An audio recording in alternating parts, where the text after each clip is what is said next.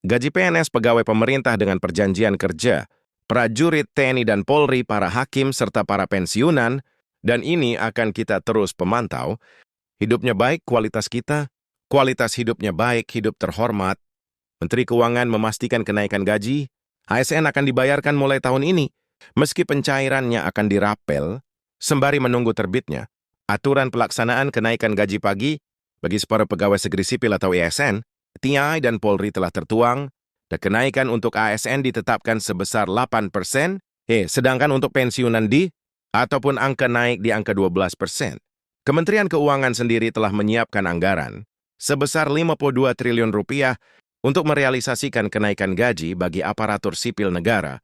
Saya sedang merencanakan juga bagaimana menaikkan gaji, birokrasi harus kita perbaiki gaji-gajinya. Untuk hilangkan korupsi kita harus berantas dengan ekonomi yang baik, gaji yang baik. Saya tidak perlu orang korupsi. Kalau korupsi hukumnya harus seberat-beratnya. Kalau nggak punya uang susah, maju ini kita harus rubah. Harus pikirkan nanti cari pakar-pakar bagaimana sistemnya. Masa orang mau mengabdi harus cari uang banyak? Dari mana Yusril, ahli tata negara, bisa memikirkan bagaimana cari sistem yang tidak mahal untuk rakyat kita? Apa evaluasi DPR terhadap skema dana pensiun, ASN dan TNI Polri saat ini? Iya Mbak Neke, memang kita mesti mengakui bahwa pengelolaan dana pensiun ini juga menjadi satu problem. Ya, jadi ada 3 isu sebetulnya. Yang pertama, beban APBN kita. Yang kedua, pengelolaan dana pensiun. Yang ketiga adalah dana pensiun untuk pembangunan nasional. Itu semuanya 3 isu yang menjadi pembahasan kita ketika kita membahas tentang CMPKF di 2023 yang lalu. Taruhlah misalnya Mbak Niki, kalau kita lihat 5 tahun terakhir beban dana pensiun dari APBN kita itu mengalami kenaikan dari 2019 15,5 triliun, kemudian 2020 16,19 triliun, 2021 naik menjadi 18 triliun, dan 2022 menjadi 18,6 triliun, dan 2023 19,5 triliun. Dari angka-angka inilah kemudian kita memandang perlu solusi di dalam pengelolaan dana pensiun dan pemanfaatan bagi pembangunan nasional kita. Karena potensi dana pensiun ini dibajak negara Mbak Nike, kalau kita lihat sebetulnya adalah salah satu fund sumber pendanaan pembangunan suatu negara, ini satu sisi. Nah, untuk yang pertama, menyangkut dengan pembebanan APBN ini, konsentrasi kita memang adalah mencari skema terbaik yang kira-kira potensi pembebanannya tidak terus mengalami peningkatan di APBN, karena ruang fiskal kita, di APBN itu sangatlah sempit Mbak Niki, karena mandatory spending kita cukup banyak ya, termasuk di pendidikan dan kesehatan, serta beberapa kewajiban yang memang tidak bisa dihindari setiap tahun jelas alokasi di APBN kita. Karena itu beban fiskal yang begitu besar untuk memastikan skema. Nah, skema itu kita memberikan tugas kepada pemerintah untuk merumuskan skema, perubahan skema pensiun bagi ASN, ya, dan juga kita juga ingin supaya pengawasan dan pengelolaan dana pensiun itu juga menyangkut masalah dari Kementerian BUMN itu, supaya bersama-sama dengan Kementerian Keuangan, sehingga dana pensiun ASN dan juga dana pensiun TNI dan Polri, betul-betul pengelolaannya mesti disegera difinalkan skema dan pengawasannya. Kemudian selanjutnya, perubahan skema itu supaya dikembali ke Kementerian Keuangan sebagai satu langkah yang positif, karena untuk meningkatkan akuntabilitas dan transparansi, pengelolaan dana pensiun, akuntabilitas dan transparansi dana pensiun ini, Mbak Aneka, sangatlah penting buat meningkatkan kepercayaan publik dan meningkatkan manfaat bagi pembangunan nasional. Dan kita mencoba melihat, ya kalau kita mau jujur sebetulnya, di banyak negara yang saya sebut tadi, alokasi kita untuk penggunaan untuk dana pensiun itu bahkan menjadi salah satu kekuatan inti sumber pembangunan satu negara. Dan ini semuanya kita berangkat dari belanja pegawai kita Mbak Nekedi, setiap tahun juga mengalami peningkatan yang cukup signifikan, mencapai 1,2%. Kenaikannya setiap tahun, kita bisa lihat belanja pegawai kita di 2020 itu mencapai 43,7 triliun, lalu kemudian di 2024, sekarang sudah mencapai 44,4 triliun. Aneh, itu pegawai ASN TNI. Dan Polri jadi sudah mencapai 8% dari total APBN kita. Jadi besar sekali alokasi gaji, belanja pegawai inilah yang kemudian itu di luar daripada pensiunan yang mencapai sudah mendekati angka 20 triliun banek, Nah, karena itu kita juga bicara tentang manfaat program pensiunan wajib yang bersumber dari misalnya Asabri, dari Taspen bagi para pensiunan, karena itu juga perlu memastikan jaminan hari tua, jaminan kematian, jaminan kecelakaan, dan jaminan pensiunan betul-betul yang dibayarkan setiap tahun akan diberikan dampak positif bagi para ASN TNI. Dan Polri ini semua menjadi isu utama kita. Karena itu kita tunggu usulan dari pemerintah seperti apa skema yang diusulkan pemerintah setelah nanti pengawasan pengelolaannya dikembalikan dari Kementerian BUMN kepada Kementerian Keuangan, lalu kemudian manfaat yang didapatkan oleh para pensiunan, dan yang ketiga yang tidak kalah penting adalah pengelolaan yang bisa memberikan impact terhadap sumber pendanaan, pembangunan nasional. Itu Mbak Aneka, baik Kang Samad. Artinya jika memang masih menunggu, skema yang akan diberikan berikutnya, ada potensi juga mungkin perpindahan untuk pengawasan Dapen untuk kita sudah merekomendasikan Mbak. Ini belum tentu aneh kepada pembahasan PPKM 2002. Ini 23 atau ya untuk untuk APBN pasti 2024 akan diserahkan saya kira Kementerian Keuangan dan Kementerian BUMN sekarang ini sedang bekerja keras menyusun roadmap tentang pengelolaan dana pensiun. Karena ini berarti adalah sesuatu yang sangat penting. Dan kalau kita mau jujur, sebetulnya kalau banyak sekali salah satu opsi pembiayaan infrastruktur yang bersumber dari dana pensiun sebenarnya sangatlah diperlukan, dan itu kemudian kita tetap mengharapkan. Salah satu pembiayaan infrastruktur kita berasal dari non-APBN adalah dana pensiun. Nah, dana pensiun merupakan dana jangka panjang Mbak Anika, sehingga itu cukup menjanjikan dan sangat baik untuk diinvestasikan pada pengembangan infrastruktur kita. Jadi kita, negara-negara tetangga kita juga seperti Singapura, pengelolaan dana pensiunnya itu 5 kali. Kalau dari segi kuantiti sekali lebih besar daripada dana pensiun Indonesia, saat ini padahal jumlah pensiunannya itu jauh lebih tinggi dibanding pensiunan ASN TNI. Polri di Indonesia, ini artinya masih banyak hal yang perlu dioptimize dalam rangka meningkatkan pengelolaan dana pensiun. Dan kalau nanti bisa memberikan hasil pembangunan infrastruktur, kalau diinvestasikan pada pembangunan infrastruktur, maka tentu akan menghasilkan return.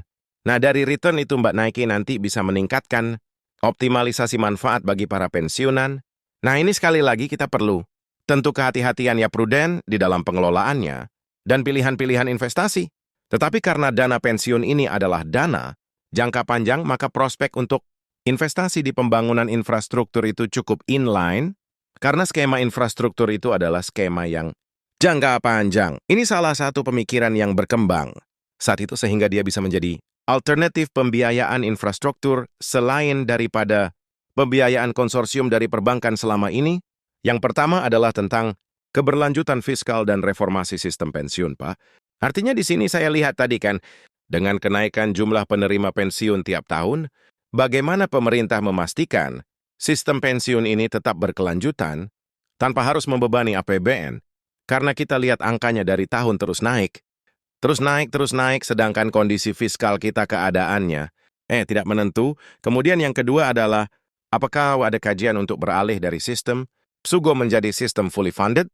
Artinya di mana dana pensiun dikelola secara mandiri, dan ini tidak membebani APBN. Kemudian tadi saya lihat lagi, saya simpulkan ada tentang efektivitas dan efisiensi layanan digital, Pak.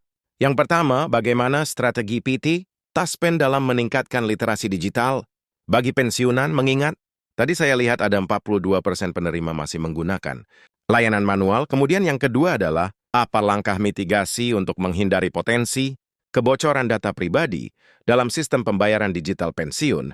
Kemudian tadi dari sisi resiko, investasi dan pengelolaan dana pensiun saya juga menganalisa. Tadi ada saya lihat portofolio investasi PT, Taspen dan Asabri yang mencakup saham dan reksadana. Bagaimana mitigasi resiko untuk menghindari kerugian akibat fluktuasi pasar seperti yang disampaikan oleh kawan-kawan tadi, Pak. Kemudian apa ada pengawasan independen terhadap investasi yang dilakukan oleh PT, Taspen dan Asabri guna memastikan pengelolaan dana yang transparan dan akuntabel. Kemudian saya tadi melihat juga ada perubahan mekanisme pengumpulan iuran ASN Pemda.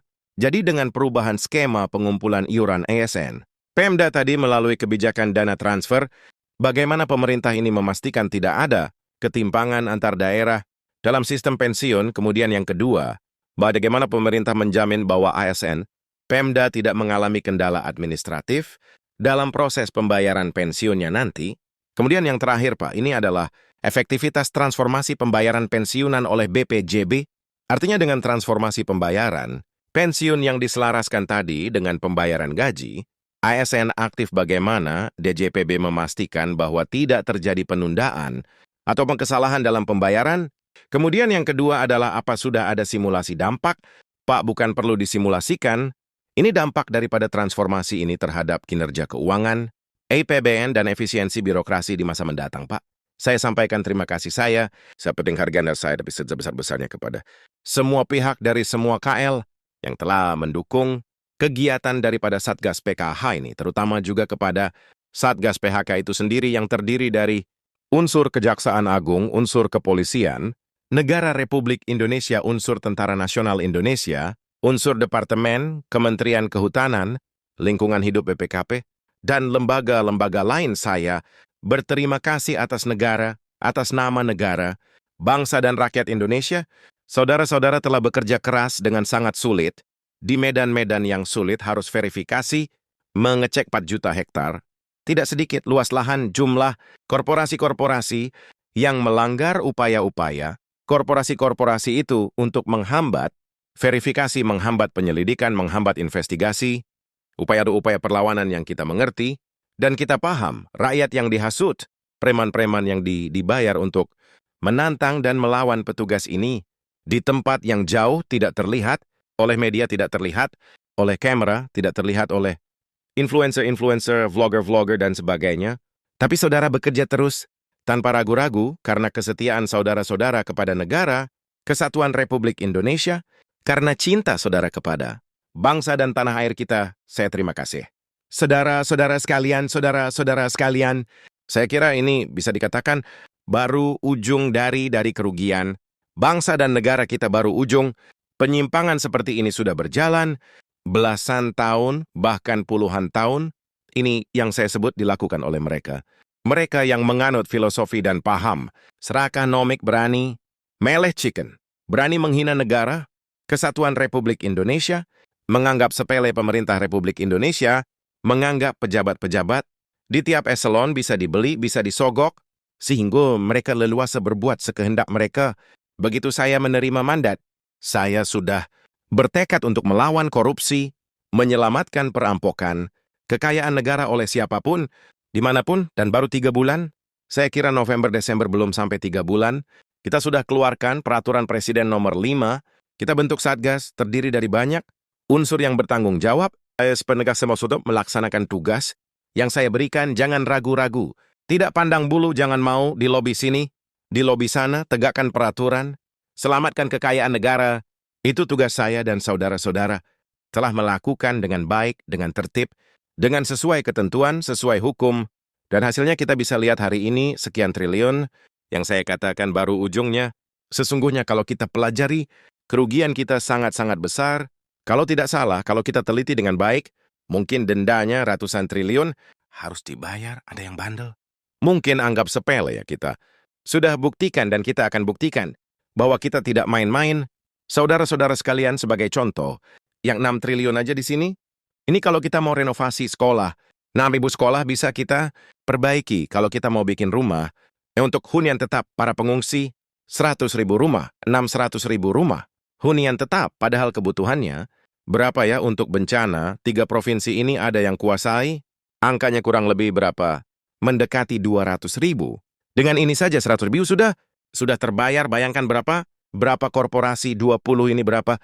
2020 perusahaan ini, 20 perusahaan ya ingkar tidak mau memenuhi kewajiban mereka yang bisa menyelamatkan hidupnya 100.000. Saudara-saudara kita, dan ini baru ujungnya. Saudara-saudara, waktu saya dilantik, saya sudah katakan, saya ajak bangsa Indonesia untuk berani-berani menghadapi kekurangan, berani menghadapi kenyataan, walaupun pahit untuk kita, survive sebagai bangsa. Saudara-saudara, berkali-kali saya katakan negara itu ibarat badan manusia, kekayaan uang-uang, dan segala kekayaan itu ibarat darah. Kalau badan manusia, tiap hari bocor-bocor. Sekian sisi di ujungnya badan itu kolaps, mati negara sama di ujungnya. Kekayaan kita bocor, dirampok, dicuri. laporan palsu, under-invoicing, pejabat disogok, nyelundup keluar, nyelundup ke dalam. Gimana negara bisa bertahan? Ini yang dikehendaki oleh beberapa kekuatan. Kalau saya bicara kekuatan asing, saya diketawain. Saya tidak peduli, saya dipilih. Saya dilantik oleh rakyat Indonesia. Ya saya tak akan mati untuk rakyat Indonesia. Bagi saya dia mati untuk rakyat. Kehormatan bagi saya. Saya terima kasih Satgas PKH, saya bangga dengan kalian. Kalian yang bekerja terima kasih. Terus saya sampaikan briefing saya kepada mereka. Cobalah, apa yang kita cari di dunia ini. Sebagai manusia, saya selalu katakan gajah mati, meninggalkan gading, harimau mati meninggalkan belang, manusia mati kita tinggalkan nama. Lebih baik kita nanti dipanggil Tuhan, membela kebenaran, membela rakyat, menyelamatkan masa depan bangsa kita. Kita mulia, kita terhormat, kita pergi, kita menghadap yang maha kuasa dengan ikhlas, saudara-saudara. Ya, jadi ini hari ini, saya bahagia, walaupun perjalanan masih berat, tapi saya punya insting bahwa tahun 2026 kita akan melakukan langkah-langkah yang lebih berani lagi. Yang lebih berani lagi, kita sekarang sudah istilahnya kepalang tanggung. Ya boleh nggak mau mereka apakan? Mau mereka bayar siapapun memfitnah kita. Ya menjelek-jelekkan kita, mengatakan ini nggak ada masalah. Kita kerja terus untuk rakyat. Dan rakyat merasa dan melihat apa yang kita kerjakan, kita akan selamatkan kekayaan negara dengan tidak ada keraguan-raguan, saudara sekalian. Terima kasih Satgas PKH, terima kasih. Keberanian saudara-saudara, menurut saya adalah pendekar-pendekar.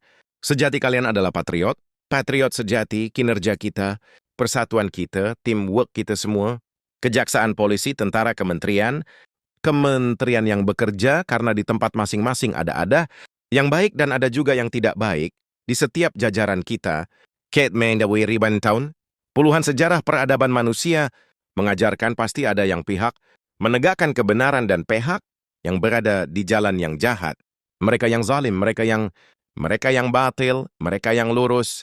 Kurawa Pandawa, silakan evil and good against evil. Kita tahu kita di tiap organisasi kita paham karena sudah lama republik kita mau dirusak, setiap lembaga, setiap organisasi dirusak.